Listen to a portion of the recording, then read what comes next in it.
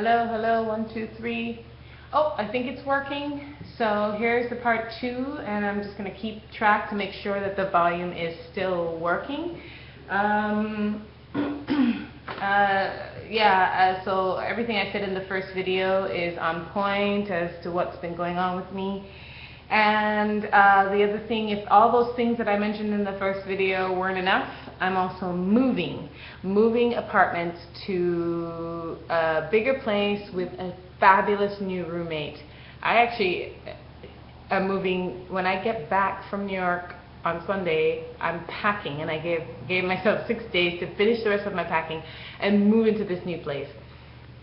Yes, I know that's crazy, but I haven't been thinking very straight since August, so clearly this is just what has to happen.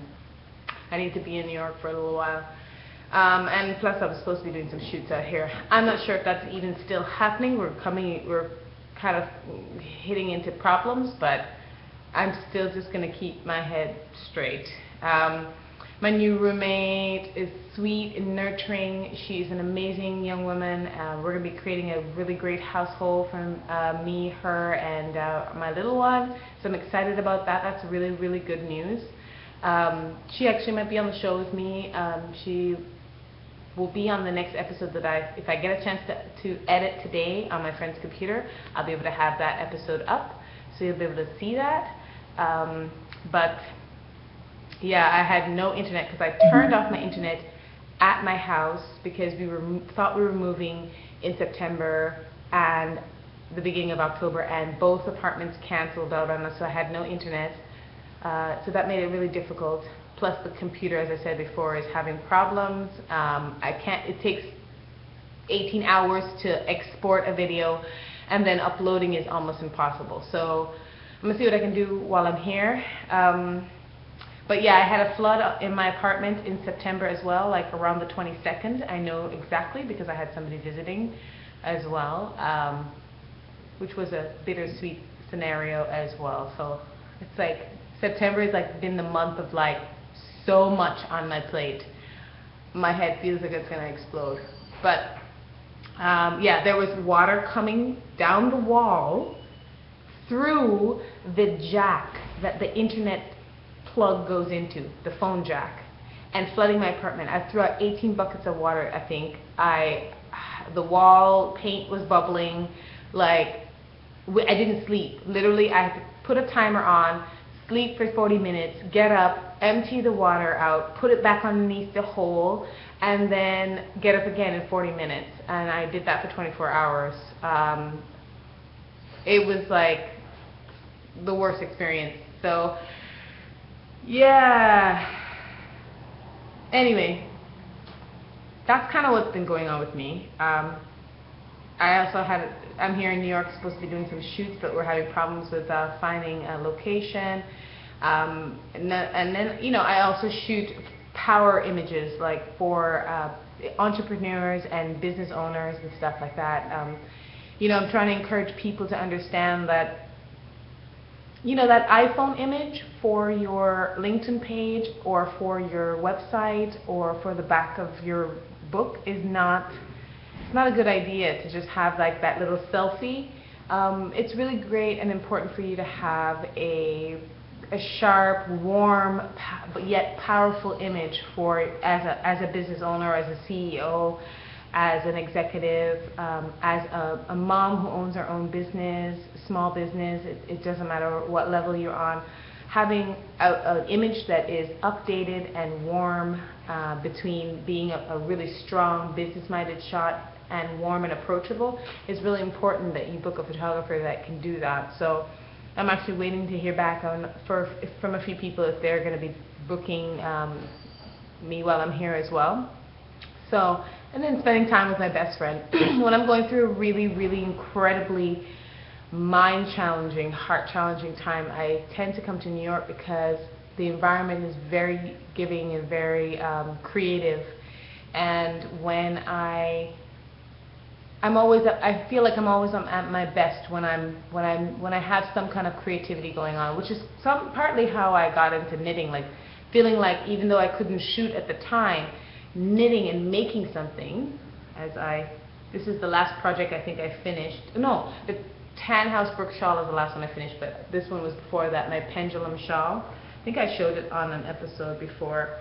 So, you know, making something really helps you to keep your hands busy and your mind busy, and I think that's part of why knitting is almost therapeutic. But yeah,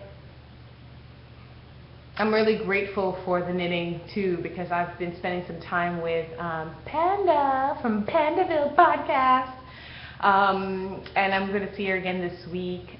We want to see if to go to the Loopy Mango store and see the big fat chunky yarn, and we're going to knit some things together. I know that the Fairy Tale Forever Cal is coming to a close. I think I set it up for it to end in November. Let me confirm that. I can't confirm it right now. I was just like, but I'll be writing on the post. And I have stuff that the Viajante that I'm doing, called The Time Traveler's Wife, I guess, is nowhere close to being done, but I think I might have something else that's finished in time as well. So keep posting in the group, keep posting on the Fairy Tale in the FO thread. There's a few people who have been really participating. Thank you so much. I've had one person that reached out to me by email on Ravelry. Thank you for reaching out to saying, where are you okay? And that means a lot. So yeah, I'm gonna be Instagramming, and I'm just gonna ease back into things slowly, guys. I hope you can bear with me, and if there's anyone out there who has a family member, really close family member, that has struggled and survived from breast cancer, or just from cancer in general, please let me know. So maybe if you have advice or something, just from mindset. Like, I get that I'm not the one that's sick. She's the one that's sick. She's the one that needs focus. She's the one that needs the phone calls and the support and things like that. And definitely a lot of my family is stepping in there, and I will be calling her at the end of this video. But I also understand too that with people who have family members who are sick and who have cancer or any kind of disease, there's a support that's needed there in terms of helping them keep their mind on the important parts of supporting that other family member. So, and just how, advice really just for me to learn how not to freak out about it. We have family members who have died from cancer, so in our family, so it's like, I think it's a very intense topic for me, and because she and I are the same age, I have to do some checks. And I guess yesterday, the day before, I was feeling quite dizzy and things like that. So I don't know if I'm just hypochondriacing or I don't know what it is. I'm just getting a little nervous. Like, what if something's wrong with me? What if I have a brain tumor? What if I know. You're like, oh my God, Trudy, you're so dramatic. I'm just telling you. I'm just being honest about what's going on in my mind. Like, it took me weeks to figure out whether I could actually discuss this.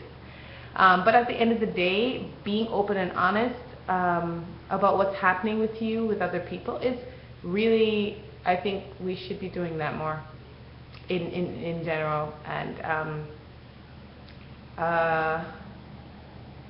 also because I feel like I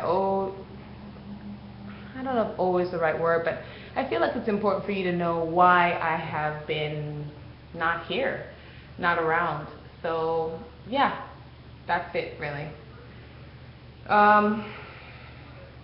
Yeah, thank you so much for everything, guys.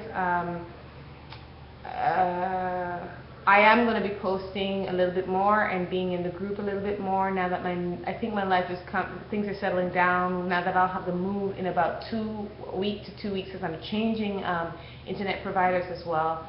I don't know how long it'll take to get everything set up in the house. The first week is going to be crazy because we're organizing the house, so I think we'll set the appointment for like a week into it.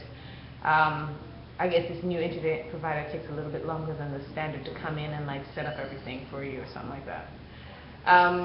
Yeah, so I'll be able to like access the internet and be a little bit more fluid according to my schedule, because you know, having a 9-year-old, you know, you have to also make sure there's time focused on her, you know, and even more so now than ever before, I have to really make sure I am making smart decisions about what I'm doing with my life and where I'm going, because she needs things. She needs, not things, but like she needs me. She needs guidance. She needs,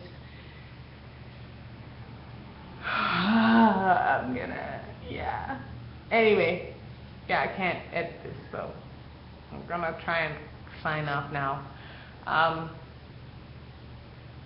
But, you know, if you pray, put my, you know, just put my relative in your prayers. If you meditate, you know, please send some really powerful energy to my family, just, you know, to the relative who is sick with breast cancer, and to the family members who need to be able to be there to support them, and that somehow the universe will really open up, you know, funds to allow us to visit, because I really want to go and see her after her surgery, and it's going to require me selling some serious prints. I have a show that I've been invited to do, an exhibition in December, the first week of December, and I'm going to be selling prints at the show and selling prints online on my Etsy store and things like that, and hopefully that will allow me in January to go and see her right after her surgery, so that my sister or my brother and I can be with her and help her for the week, you know, cook and clean and do all these things. You know, she is in chemo. I guess they told her she has to take a break right now, and so it's set back the surgery, but we'll see. But I'll try and keep you guys updated, and thank you.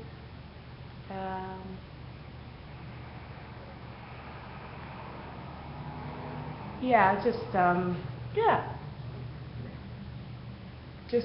put us in your prayers or mind. Just send us some healing energy. Thanks. I appreciate it. Bye, guys.